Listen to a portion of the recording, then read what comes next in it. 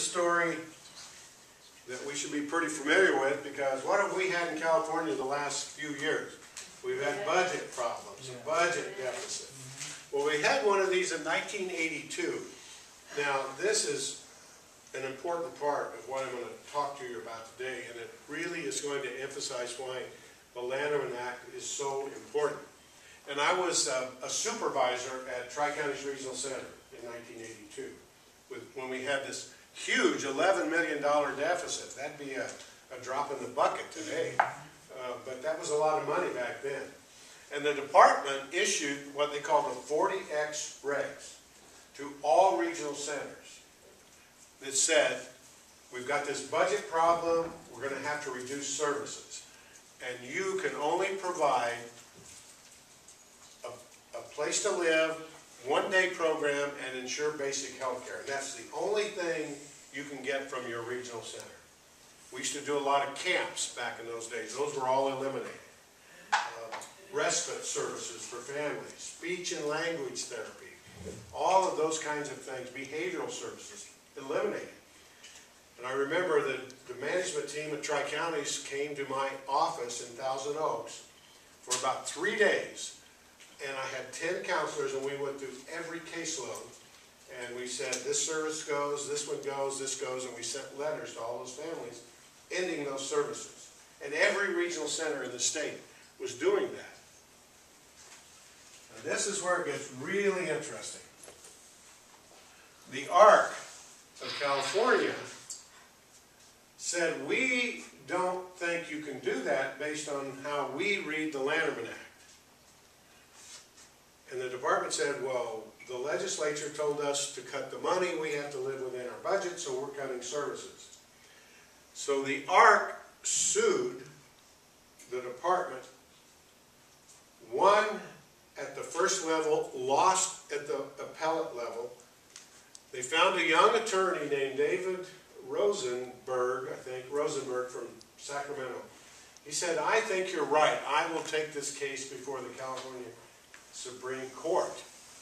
And in 1985, the California Supreme Court ruled in a 7-0 vote, giving ARC a victory and saying, you're right.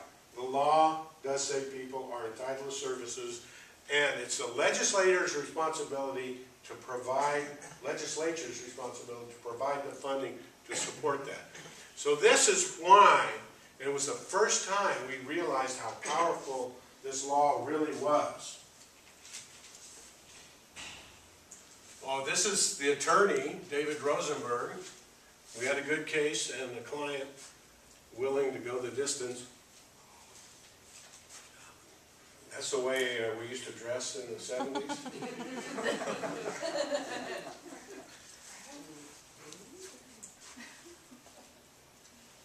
So what did the Supreme Court decision say? It said that the Lanterman Act was entitlement, or is entitlement.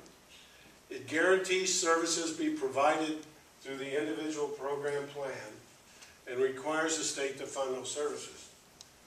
Now, if there's one thing you remember about what I say today, this is what you should take out of here. This is an actual quote from the Supreme Court decision. Keep in mind, this is not a social worker or a legislator. This is a Supreme Court justice, majority opinion, wrote, through the IPP, and all of you get an IPP. The Act guarantees to each person and the obligation it imposes on the state. It doesn't say it imposes on the regional center. It says it imposes on the state. The state contracts with the regional center to fulfill its obligation.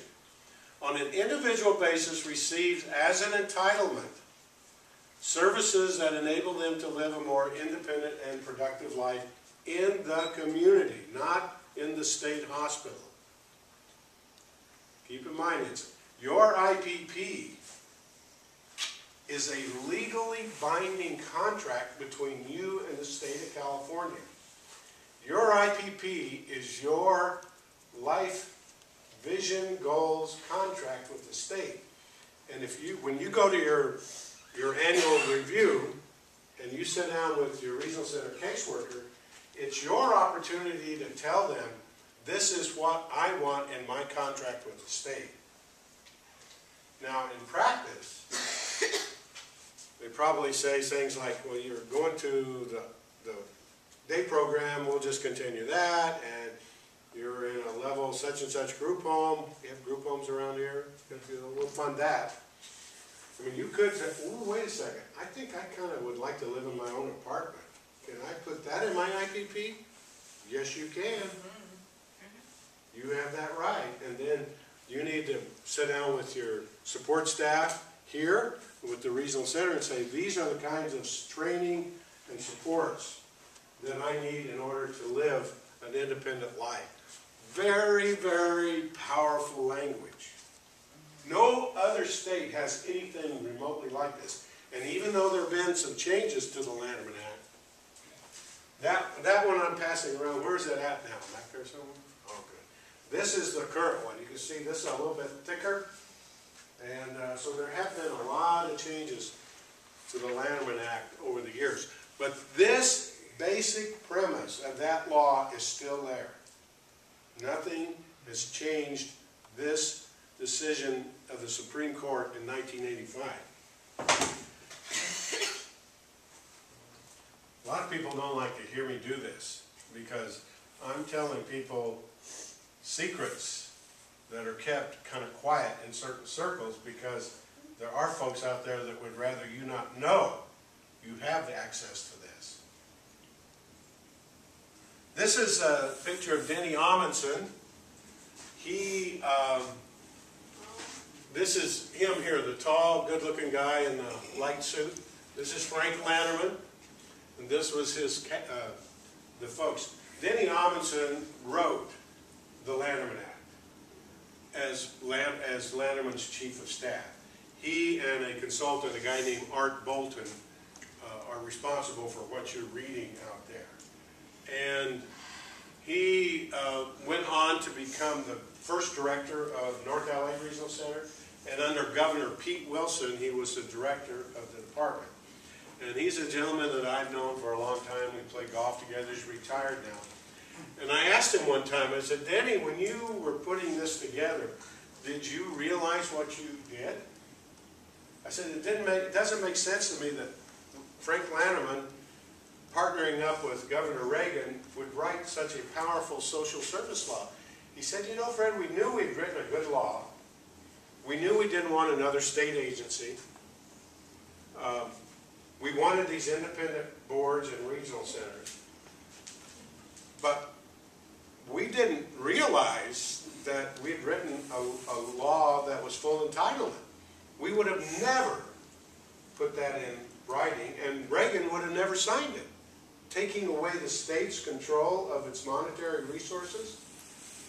He said, you know, we knew it was a good law. It did a lot of things that we really wanted, but we didn't realize how far we went with it. So the whole thing is actually kind of an accident. Isn't that interesting?